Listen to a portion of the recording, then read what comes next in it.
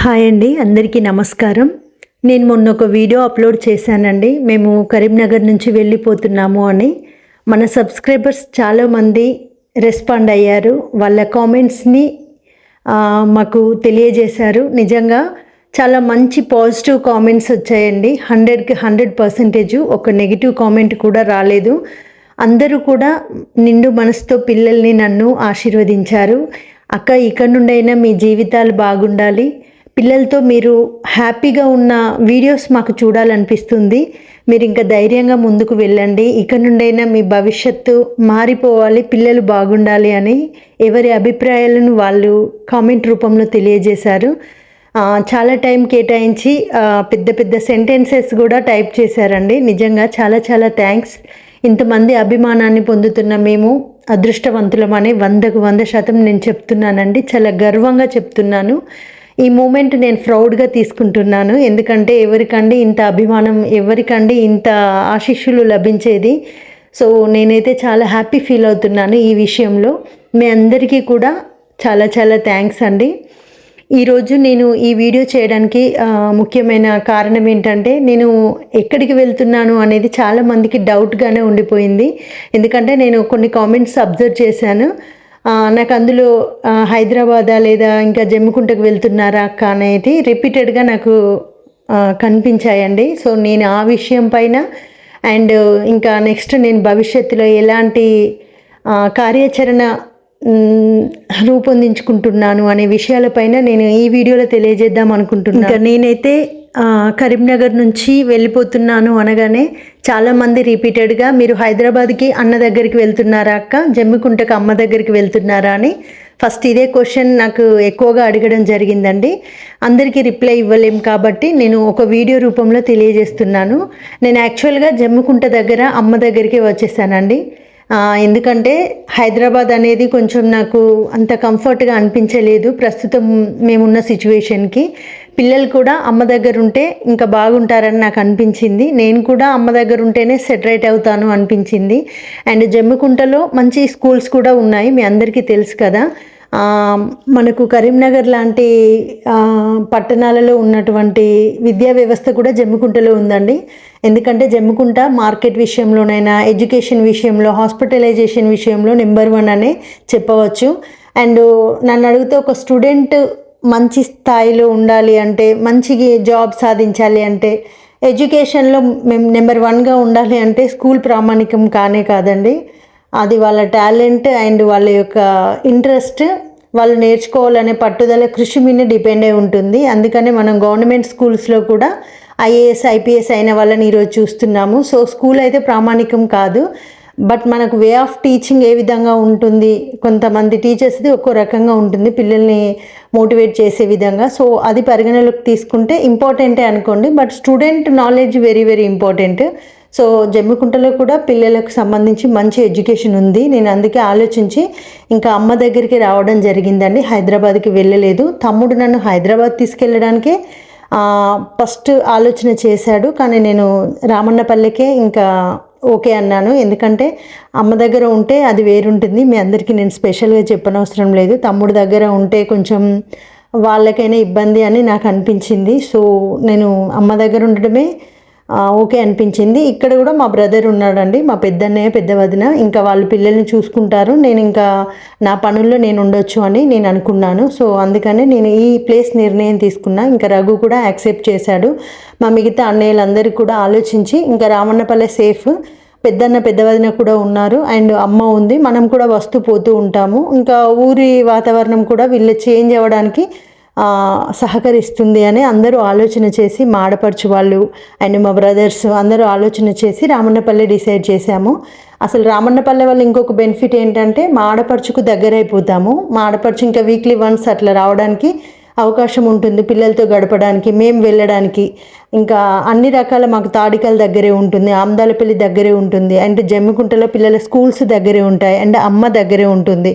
And నాకు కూడా ఏదైనా పనికి ఇంకా నేను చేసుకునే జాబ్కైనా కూడా ఇది అవైలబుల్గానే ఉంటుంది. ఒక అన్ని రకాలుగా ఆలోచించి మేము ఈ ప్లేస్ డిసైడ్ చేసుకున్నాము. హైదరాబాద్ అయితే మేము ఆడపడుచు కూడా దూరం అవుతాము. సో అలా కూడా ఆలోచించాను. సో అందుకే మేము ఈ ప్లేస్ డిసైడ్ చేసామండి. అండ్ అమ్మకు కూడా నేను తన దగ్గర ఉండడమే ఇష్టం. ఇంకా తమ్ముడు కూడా కొంచెం తన బిజినెస్ క్లిక్ అవ్వగానే ఇంకా ఇక్కడ తమ్ముడికి సంబంధించిన ఇల్లు ఆగిపోయింది. మీకు అందరికీ తెలుసు కదా, నేను ఆ మధ్య ఒక వీడియో అప్లోడ్ చేశాను, లాస్ట్ ఇయర్ అనుకుంటా మేబీ. ఇందిరమ్మ ఇల్లు రఘుకి రావడం జరిగింది. ఇంకా రఘు కన్స్ట్రక్షన్ జరుగుతుంది ఇక్కడ అని చెప్పాను, కానీ అన్ఫార్చునేట్లీ అది ఆగిపోయిందండి. ఎందుకు ఆగిపోయింది అంటే ఊళ్ళో ఎవరో కంప్లైంట్ చేశారంట ఇంకా రఘుకి 4 వీలర్స్ ఉన్నాయనేసి. సో యాక్చువల్గా రఘు ఇంకా అది కావాలని అనుకోకుండా తను అప్లికేషన్ పెట్టగానే వచ్చింది. కాకపోతే తను ఇన్వెస్ట్మెంట్ పెట్టాడు, ఒక 6 lakhs అట్లా ఇన్వెస్ట్మెంట్ పెట్టిన తర్వాత అది ఇంకా అప్రూవల్ అయింది కదా అని వీడు ఇంకా మనీ పెట్టేసి తమ్ముడు కట్టేశాడు. కాకపోతే అదెవరు ఇంకా 4 వీలర్ ఉంది, ఇంకా మంచిగా వెల్ సెటిల్డే అని చెప్పి కంప్లైంట్ చేయడంతో ఇంకా అది రిజెక్ట్ అయిందంట. తమ్ముడికి ఒక్కడికే కాదు, ఊళ్ళో ఒక 4-5 మెంబర్స్కి రిజెక్ట్ అయింది. ఇంకా తమ్ముడు దాని గురించి ఆలోచించలే, దాన్ని లైట్ తీసుకున్నాడు. ఇంకా తనే ఇంకా 5 lakhs 6 lakhs పెట్టాడు కదా, దానికి అదనంగా ఇంకా కొన్ని యాడ్ చేసి ఇక్కడ ఇల్లు కూడా ప్లాన్ చేస్తున్నాడు తమ్ముడు. కాకపోతే తను కొంచెం బిజినెస్లో క్లిక్ అవ్వాలి, ఒక 6 months టైం పడుతుంది. దాని తర్వాత ఇక్కడ తమ్ముడు ఇల్లు కూడా ప్లాన్ చేస్తా అన్నాడు. సో అప్పటి వరకు అయితే నేను పెద్దవదినతోటి ఉండడానికి నిర్ణయం తీసుకున్నాము. ఇది 2 BHKనే, నాన్న వాళ్ళు కట్టించిండ్రు అప్పుడు, నాన్న రిటైర్ కాగానే. సో ఇంకా అమ్మదేమో ముందట ఉంటుందండి, ఇంకా అన్న వాళ్ళది వెనుక సైడ్ ఉంటుంది 2 BHK. ఇంకా పిల్లలకైనా ఎడ్యుకేషన్కి వాళ్ళ డ్యాన్స్కి అయినా కూడా అంతే కంఫర్ట్గా ఉండాలి కదా, అందుకనే ఇంకా మాకు పెద్దవదినతో ఉండమని చెప్పారు. ఇంకా అన్న కూడా ఇక్కడ ఉండండి అని ఇంకా రూమ్ అంతా క్లీనింగ్ అవన్నీ చేయించాడు మాకు సరిపోయేటట్లుగా. అందుకే ఇంకా నేను రామన్నపల్లె చూజ్ చేసుకున్నాను. ఇంకా తమ్ముడు కూడా త్వరలో ఇల్లు ప్లాన్ చేస్తా అని చెప్పాడు, ఇంకా నేను ఇక్కడే ఉండే విధంగా. సో వాళ్ళంతా డిసైడ్ చేశారు కాబట్టి మేము ఆలోచించుకుని ఇంకా రామన్నపల్లెకి వచ్చామండి. ముఖ్యంగా మా పెద్దన్న అయితే ఇంకా మాతోటే ఉండమని చెప్పి ఇంకా అడిగాడు. సో అందుకే నేను ఇక్కడే ఉండడానికి నిర్ణయం తీసుకున్నాను. ఒకరిద్దరు కామెంట్ చేశారండి, తాడికల్లో మీకు ఇల్లు ఉంది కదా అక్క, ఆ ఇల్లు పరిస్థితి ఏంటి, ఆ ఇల్లు ఫైనాన్స్ వాళ్ళే తీసుకున్నారా లేదా మీకే వచ్చిందా, ఇలా రకరకాల క్వశ్చన్స్ ఇంకా ఉండిపోయాయి మన వాళ్ళకి. నేను మీ గురించి తప్పకుండా ఒక వీడియో చేస్తానండి. ఎందుకు వీడియో చేస్తున్నా అంటే కొంతమందికి ఫైనాన్స్లో కూడా ఇలా ప్రాబ్లంలో ఉంటారు కదా, నేను ఎలాంటి స్టెప్ తీసుకున్నాను అనేది మీకు తెలియజేస్తే మీరు కూడా ఎవరికైనా ఇద్దరికి ఉపయోగపడుతుందని చిన్న ప్రయత్నం అంతే. అండ్ ఇల్లు పోయిందా, అమ్ముతున్నారా అని కూడా కొన్ని డౌట్స్ వస్తున్నాయి. లేదండి, అమ్మడం అలాంటిది ఏం జరగట్లేదు. కాకపోతే ఇంకా అది మనకు పూర్తిగా అయితే మనది కాలేదు, అది పెండింగ్లోనే ఉంది. నేను దాని గురించి తప్పకుండా వీడియో చేస్తానండి, మీ డౌట్ క్లియర్ చేస్తాను. మరి మీరు తాడికల్లోనే ఉండొచ్చు కదా అని అనుకుంటున్నారేమో. లేదండి, నేను అమ్మ దగ్గర ఉండడానికే ఇష్టపడుతున్నాను. తాడికల్లో ఉంటే నేను చంటి ఆలోచనతోటే ఇంకా ఉండిపోతాను. ఇక్కడైతే కొంచెం అమ్మ ఈ చుట్టూ ఉన్న వాతావరణం నన్ను చేంజ్ చేస్తుంది అని నాకు అనిపిస్తుంది. ఈ చేంజ్ అవ్వడం కూడా నా పిల్లల కోసమే, ఎందుకంటే పిల్లలు చాలా సఫర్ అవుతున్నారు, మీరు చూస్తూనే ఉన్నారు. వాళ్ళు చాలా డిస్టర్బ్ అయిపోయారు. ఇది వాళ్ళ జీవితంలో ఒక ముద్రలాగా అయిపోతుందేమో అనిపిస్తుంది. ఇంకా వాళ్ళ లైఫే సాడ్ లాగా వాళ్ళు ఫిక్స్ అయిపోతారేమో అనిపిస్తుంది. పిల్లలు ఒకవేళ అలాంటి ఆలోచనలకు కనుక వెళ్తే వాళ్ళని బయటకు తీసుకురావడం చాలా కష్టం. ఇప్పుడు నేనంటే బయటికి రావడం అది విషయం ఏం కాదండి, దానికి కౌన్సిలింగ్ అని, మెడిటేషన్ అని, ఇట్లా చాలా రకాల మనం ప్రొసీజర్స్ ఫాలో అవ్వచ్చు. బట్ పిల్లలు ఒకవేళ వాళ్ళు మెంటల్గా డిస్టర్బ్ అయితే కనుక మన సైకాలజీ ప్రకారం వాళ్ళని బయటికి తీసుకురావడం అనేది ఇంకా అసంభవం అనే చెప్పొచ్చండి. పిల్లలు సర్టెన్ స్టేజ్ వరకే తట్టుకోగలుగుతారు, ఆ స్టేజ్ దాటిందంటే వాళ్ళని మనం మార్చలేము. సో దానిలో కొన్ని ఉంటాయి అన్నట్టు. సో నేనైతే అది చదివిన దాని ప్రకారం అయితే భయపడుతున్నాను. ఇప్పటికే వాళ్ళ మీద చాలా ప్రెజర్ అయింది. ఇంకా మీ అందరి ఆశీస్సులు, దేవుడి దయ వల్ల పిల్లలు ఇంకా అంతదాకా వెళ్ళలేదు. వాళ్ళు ఇంకా అన్ని తట్టుకుంటూ పాజిటివ్గానే ముందుకెళ్తున్నారు. సో అదొకటి అదృష్టమే, మీ అందరి ఆశీర్వాదమేనండి, ఇంకా వేరే ఏం లేదు. దేవుడే మీ రూపంలో మాకు హెల్ప్ చేస్తున్నాడు, అందుకే పిల్లలు పాజిటివ్గానే ఉంటున్నారు. సో అందుకనే నేను మారాలి అనుకుంటున్నాను. పిల్లల కోసం ఇంకా చేంజ్ అవ్వాలి, సంతోషంగా ఉండాలి అని కూడా అనుకుంటున్నాను. చాలామంది కామెంట్స్ చేస్తున్నారండి, మీ పాత నెంబర్కి ఫోన్ చేస్తే మీరు లిఫ్ట్ చేయట్లేదు, మెసేజ్ చేస్తే రిప్లై ఇవ్వట్లేదు అని. సారీ అండి, రఘు దగ్గరే ఉంది ఆ నెంబరు. నా దగ్గర ఏ నెంబర్ కూడా లేదండి మనకు సంబంధించింది. నేను కొత్త నెంబర్ వాడుతున్నాను, అది కూడా ఓన్లీ కేవలం పరిమితమైన మెంబర్స్కే, అంటే మన ఇంట్లో వారికే, వాళ్ళకి మాత్రమే నా నెంబర్ తెలిసే విధంగా. ఇంకా ఎవ్వరికి వేరే అదర్ వాళ్ళకి ఒక్కరికి కూడా నా నెంబర్ తెలియదు. ఇంకా నాకు కొంచెం న్యూరో ప్రాబ్లం కాబట్టి కాల్స్ నేను మాట్లాడట్లేదు. సో ఫ్యామిలీ వరకే, ఇంపార్టెంట్ వాళ్ళకి మాత్రమే తమ్ముడు ఆ నెంబర్ ఇచ్చాడు. అందుకే నేను కాల్స్ కానీ మెసేజెస్ కానీ రెస్పాండ్ అవ్వట్లేదు. ఇంకా తమ్ముడు బిజీగా ఉంటాడు కాబట్టి మొబైల్ ఇంకా వాడట్లేదు. ఆ నెంబర్ ఎవరికైనా అలర్ట్ చేశారు కావచ్చు, అంటే ఇప్పుడు 2-3 months మనం రీఛార్జ్ చేయకపోతే నెంబర్ వేరే వాళ్ళకి అలర్ట్ చేస్తారు కదా, సో అలాగా ఏదైనా జరగవచ్చండి. మేబీ నేను ఆ నెంబర్ వాడట్లేదు, మీకు తెలియక నేనే లిఫ్ట్ చేయట్లేదు, మెసేజ్కి రిప్లై ఇవ్వట్లేదు అని మీరు అనుకుంటున్నారేమో అండి. సారీ, నన్ను క్షమించండి. నేను నాకున్న పరిస్థితుల ప్రభావం వల్ల నేను నెంబర్ తీసేసానండి. ఎవరితో కాంటాక్ట్లో ఉండట్లేదండి.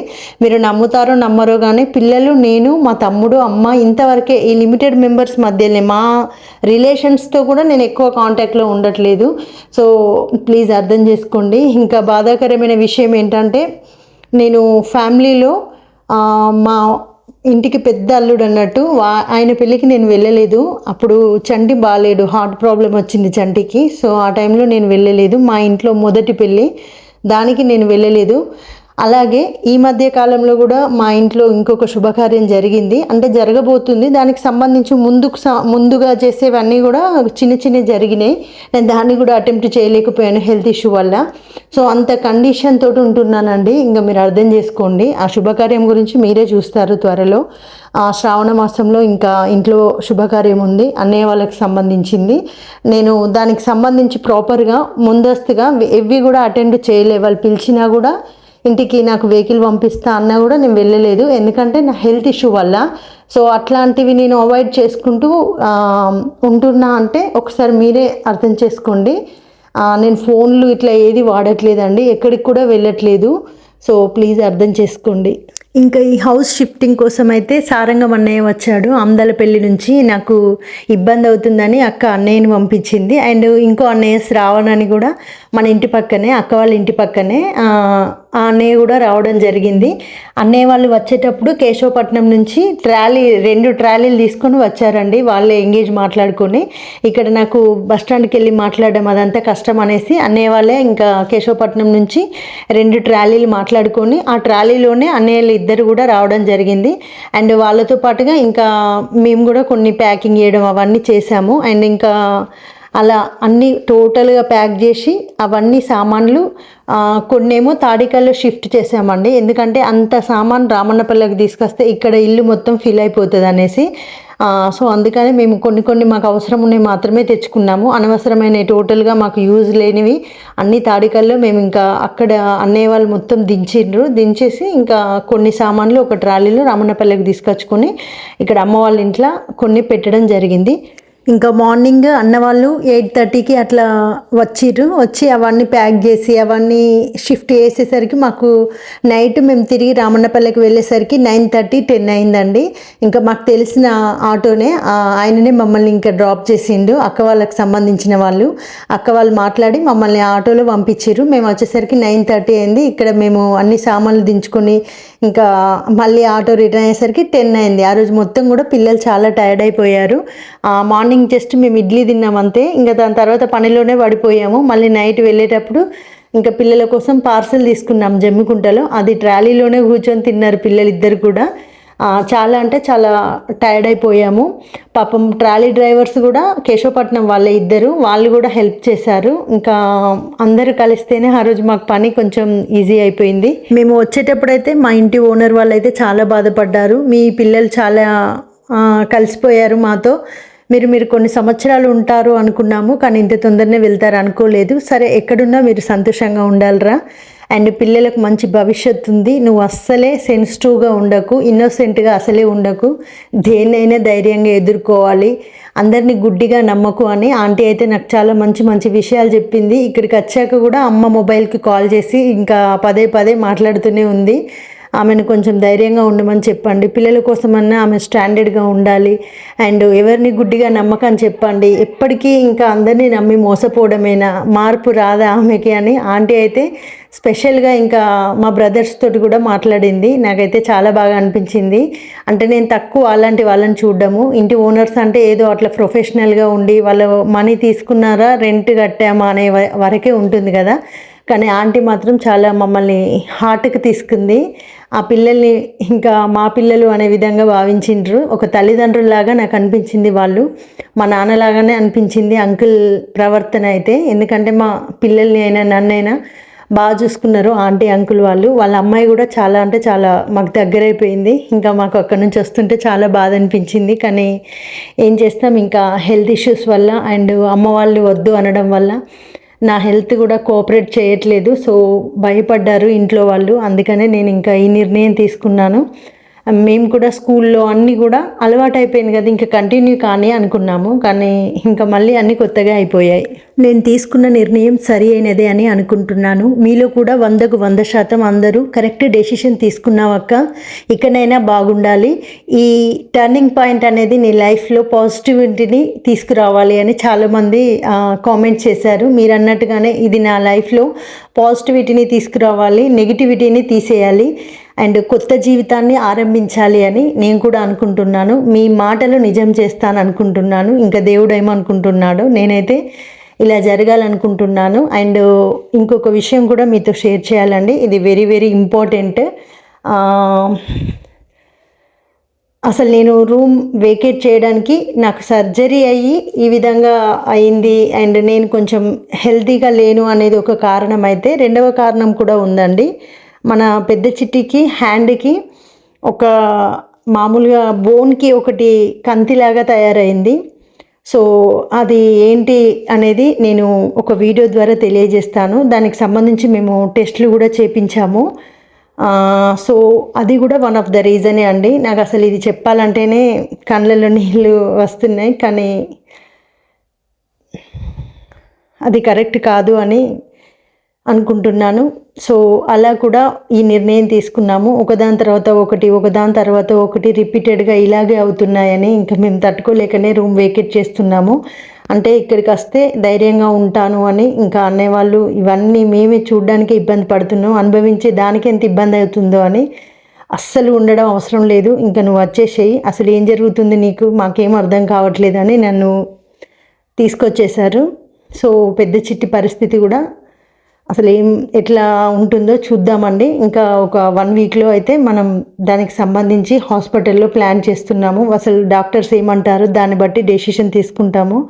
అది జస్ట్ అయి 1 వీకే అవుతుంది కానీ మాకు దాని గురించి డాక్టర్స్ ఇంకా కొంచెం పెద్దనే చెప్పేసరికి ఇబ్బందిగా అనిపించింది. అంటే నేను ఏదో మామూలుగా ఇంజెక్షన్స్ మెడిసిన్స్ తోటే వెళ్తుంది అనుకున్నాను, కానీ వాళ్ళు ప్రొసీజర్ ఉంటుంది దానికని చెప్పారు. సో అది కూడా ఒక ప్రాబ్లమే అయిందండి. నేను ఇక్కడ శాశ్వతంగా వెళ్ళిపోవడానికి ఇన్ని రీజన్స్ ఉన్నాయి, ఒకటి అని కాదు, అన్ని ప్రాబ్లమ్సే అండి. సో అది అసలు చెప్పాలంటేనే మంచిగా అనిపిస్తలేదు, కానీ చెప్పుకుంటే కొంత బాధ పోతుంది అంటారు కదా. సో అందుకనే నా గుండె భారం తగ్గుతుందని మీతో షేర్ చేస్తున్నాను. తప్పుగా అస్సలు అనుకోకండి ప్లీజ్. మీరంతా కూడా నా ఫ్యామిలీ అనుకుంటున్నాను.